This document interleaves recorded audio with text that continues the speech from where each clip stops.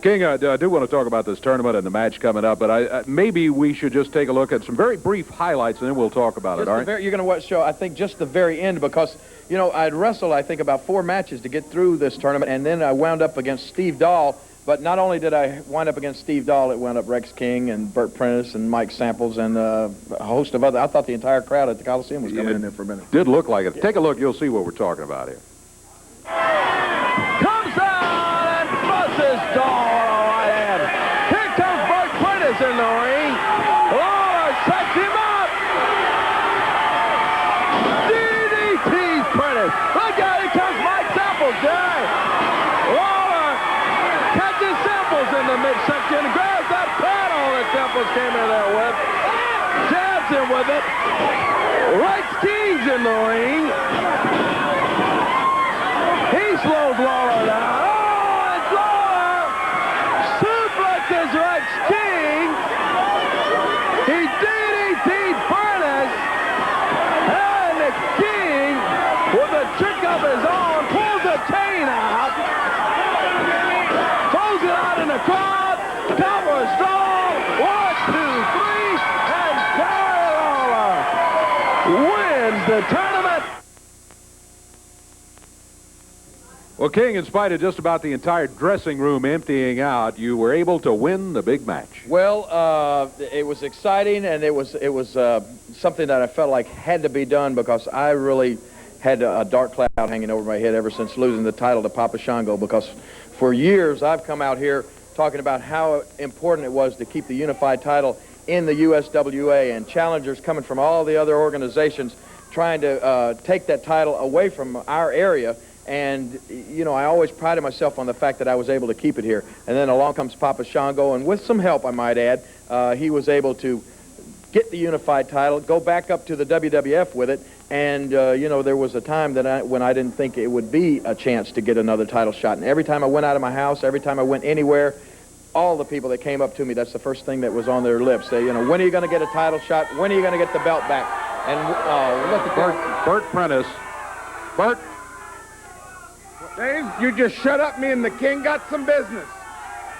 Now, what I'm willing to do, Jerry Lawler, is rip up this contract.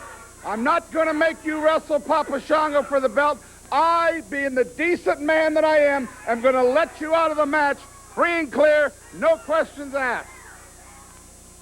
Oh, boy. Did you all hear what he said? He's going to let me out of the match with Papa Shango. You are almost as generous as you are fat. Now,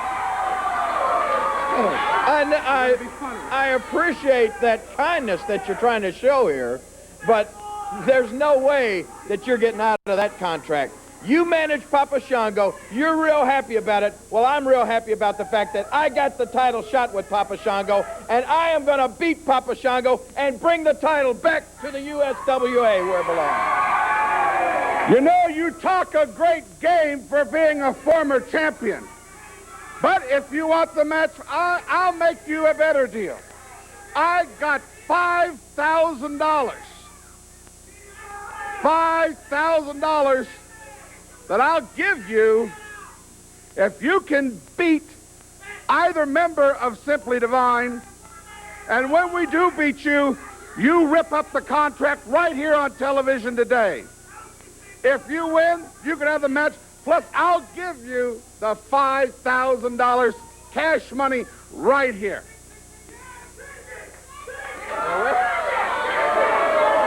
So that there's no misunderstanding, let me get this straight.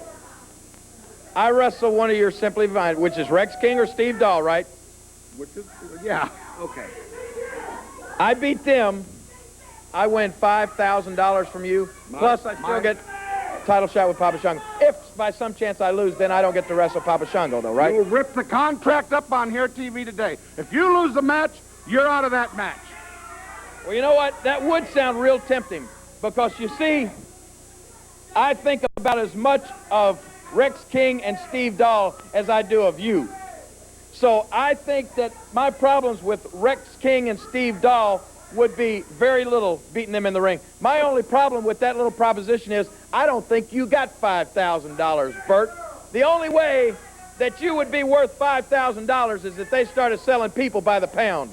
But I don't think you got the money. Do you understand what I'm saying? I'm getting real sick and tired of your fat jokes. Oh, you are? Yeah, I am. You want to do something about it then? Show me how sick and tired you are, huh?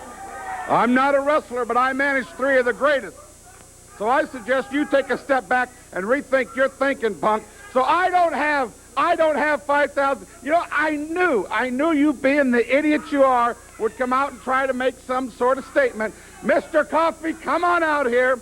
Let's prove this idiot wrong again. Guy Coffee, Eddie Marlowe's little midget stooge, come on out here. Come on out here, you decrepit old fool. Oh, come on, Bert. No respect for anybody here. Show him what I have deposited with you. Jerry, I don't know. He came back to me and he gave me $50, $100 bills. He says, I'm putting them up to wrestle Jerry the King Lawler. You hold the money. So I've got the money. Now, Principal C.W. Bergstrom tells me you also flunked math. $5,100 bills is $5,000. Now, in front of everybody, either put up or shut up. I finally got you. Finally. No, you don't finally got me. The way I see it is I finally got you, and I'm fixing to have 5,000 of your dollars. Mr. Coffee, don't hand the money back to him. All I got to do is beat Rex King or Steve Dahl right here, right now. Into the ring. I don't see any problem in that. You hold on to the money. Let's do it right now, punk. Right now. Right now. That Shango match hangs in a balance there now, King. It's